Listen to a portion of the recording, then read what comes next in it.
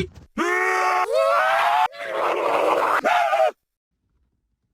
I'm at the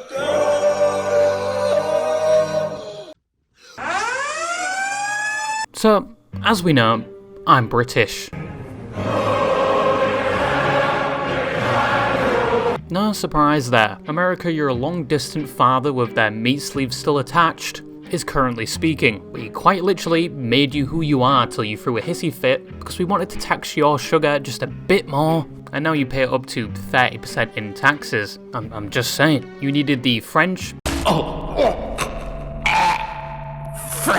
Spanish, and even the Netherlands just to help you get away from us, but still lost to farmers in 1975. So with that out of the way, that whole prior comment was just to say I'm not political in any way and have no dog in the election, but that comment did include a lot of truths, and if any of you mention the Boston Tea Party or tea being thrown to the bottom of the ocean, you will be thrown into the void. But once again, in the US election, I had no dog in the fight. I don't even know the difference between a Republican and a Democrat. All I know is one is red and one is blue. And if anyone even attempted to explain the difference to me, or just politics in general, to me it would be a lethal dose of NyQuil, because the majority of the time, it's just boring. And the only benefit I did receive relating to the election was a 10p boost in the menial stocks I own. But anyway, with that disclaimer out the way, which I'm going to have to constantly remind you with, today I wanted to talk about the pure carnage that occurred after and the lead up to the election.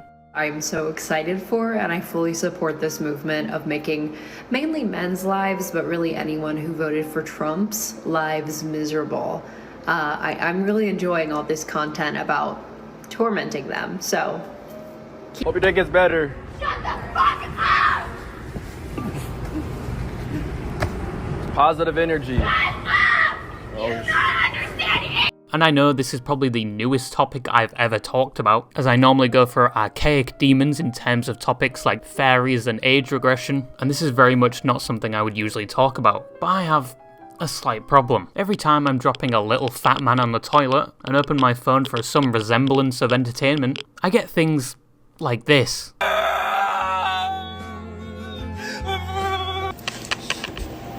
Okay, like, if y'all hate women that much, I hope you never get pussy ever again. Whoa, that was nasty. My Instagram Reels and, God forbid, Twitter feed is just this. I'm sorry! For Trump to save Americans. If you see this, please save us. I don't even see our American flag anymore. Biden's talking with some kind of crazy flag. I can't even drop a radioactive, viscous piece of feces without seeing something about the US election. I want to see people getting hit by forklifts and Ford Mustangs. Not this. Not grown people screaming. But the US election for everyone outside the US is somewhat more entertaining than the minuscule entertainment going on in our own countries. I personally have the aristocratic ale of f***ing Wallace and Gromit Wensleydale cheese as a candidate for election, and a house full of old men acting like school children trying to roast each other with the most lukewarm flame. He's worried about free trade deals with America, but there's only one chlorinated chicken that I can see in this house, and he's on that bench. But then in America, we have people borderline losing their shit. A guy on Twitter making the dumbest statement, and he said, and I quote, "Your body, my choice," and moments later he was promptly doxxed, with the coordinates of his second story, second ensuite bathroom being posted online. You had XQC almost lose a mil betting on Kamala to win, even though he personally met Donald Trump like a few weeks earlier, and he almost lost that entire mil. An entire $1 million.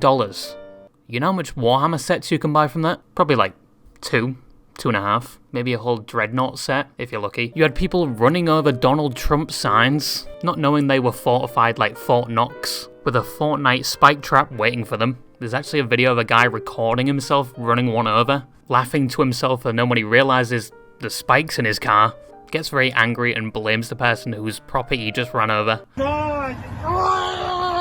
And the whole US election between Trump and Kamala was just some dystopian comedy skit, and I was completely there for it, because as said, our elections are boring as fuck. And this year, the US election was something else, and you had the rest of the world watching it as well, just by the fact you had streamers and influencers on the front lines being credited for Donald's win. I want to thank the Nelk boys, Aiden Ross. And don't even get me started on Elon Musk. I swear this guy was a meme like a few years ago, but now he was an integral part of the election. But the US election never really used to involve any of this, except for like the past 3. Nobody used to care this much, especially among the younger population, and it's weird to see that the US election has changed from the most boring time of the year to a WWE main event, has apparently become a core part of your identity, and something that can break friendships and even family bonds. From the fallout of this election, I have heard the weirdest opinions imaginable, and I've seen a plethora of posts saying if you voted for Trump, you are no longer considered gay. If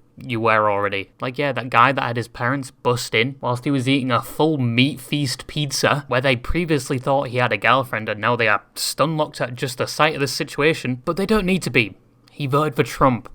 He can't be gay. Like, it is some of the wildest things people are saying. Another one is if you voted for Trump and you are black, you are no longer considered black. Like, yeah, your skin colour has been revoked now due to your political ideology and who you voted for. Like, seriously.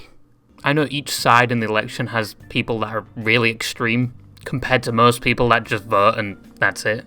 Please, Donald Trump, please save me. Please save me, Donald Trump. They don't make it their entire identity, and they often don't speak about their political beliefs. But you do have extremes on each side. It wasn't too long ago you had Trump supporters lose their shit and raid the Capitol, which was a complete bloodbath. And just a piece of advice, if you are going to commit a crime, at least some Robin Hood shit, or maybe something cool like tax evasion, do not bring your phone with you and take pictures of said crime. Not only are the pictures incriminating, but your phone also actively pings a cell phone tower every few seconds. If a cybersecurity or digital forensic was assisting in the investigation, they will roughly, and I mean very roughly, know where you were. But the people that voted for Biden back then pretty much laughed at the Trump supporters then. Now it's the Trump supporters' turn to laugh at them. But this election was just somewhat entertaining, and the campaigning on both sides was just a peak of entertainment and just completely brutal. Once again, I have to jingle the keys in front of you. I'm in no way political, as I may have to remind you 5 more times over this video. My brain runs on DDR1 RAM, and this is just from my British understanding. An understanding that is primitive when it comes to politics. But in terms of the campaigning, once again, the peak of entertainment, admittedly Kamala was at a disadvantage. Biden dropped out seemingly out of nowhere. But look at that smile. He just knows as soon as he dropped out, shit was going to hit the fan. And often Camilla's campaign came off as disingenuous, or just completely out of touch, as some were saying. Like the clip that circulated of her on a phone with one of her voters, and it was just the camera app, which admittedly you can open the camera app whilst you are on the phone with somebody, but a majority of people just thought it was fake. And you had the large amount of celebrities behind Kamala, leading to some moments like Meg Stallion shaking it on stage at one of her rallies, which somewhat did not resonate with her audience very well. And you have the general consensus that if it was anyone else running, Trump would have had a harder time winning. I mean, after he won, Biden looked the happiest that he has in a while, and people took note of that. It almost looked like his frontal lobe developed some sort of Attack on Titan regeneration, and now he's fully cognitive again. And then there's the fact you just kind of didn't see her anywhere else. She wasn't doing press tours like Trump was, who was going to every podcast that would invite him. He would probably even be under the springs of your mattress, trying to convince the cockroaches to vote for him. But Kamala was just nowhere. But then again, a majority of Trump's campaign was just talking pure shit, like it was the epitome of an MW2 lobby. I'm a pussy that use rice shield. He even used her own ads against her, just slapping his name on there. A loaf of bread cost 50% more today than it did before the pandemic. Ground beef is up almost 50%. I'm Donald Trump, and I approve this message. And every time somebody's name was mentioned, where he is on somewhat good terms with them, like on the Joe Rogan podcast, he almost verbatim uses the same line every time. Perfect. I mean, great pilots, great everything. The president, this group of great people. Everybody up here is great. Everybody up here is very special. Like a bugged NPC stuck in dialogue. By the way, Elon is great.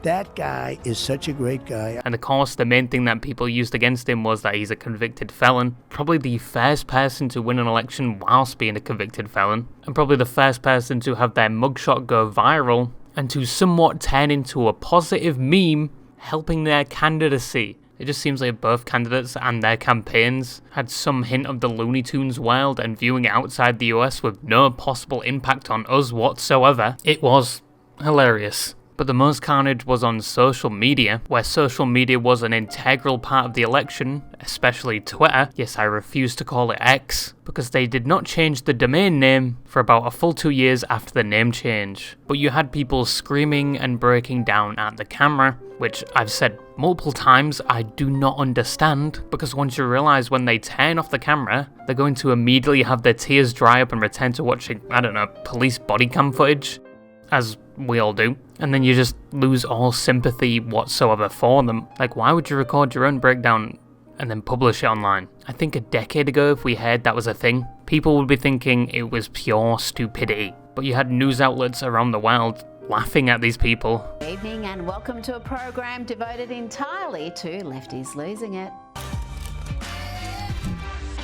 Which we must be at the end game at this point. This is just so surreal, but so funny at the same time. Which, you know, call me a sadist, call me heartless, but there are entire compilations on YouTube with like millions of views of these people crying, so I cannot be the only one. The majority of these people are crying because they think their rights are going to be completely taken away from some of the things that Trump advertised in his campaign. Things like abortion, but I'm pretty sure it's up to the states themselves if they want to ban that, and some leaders of the state are saying they are going to block any bill relating to it. But then you've got the fact he has not even been sworn in yet. We've got a couple more months, so I think a lot can change in that time. But America is a democracy, and by vote Trump did win, so that's something you really cannot argue with. But then again, I'm from the UK where nothing really happens here, which is why I found this election so interesting.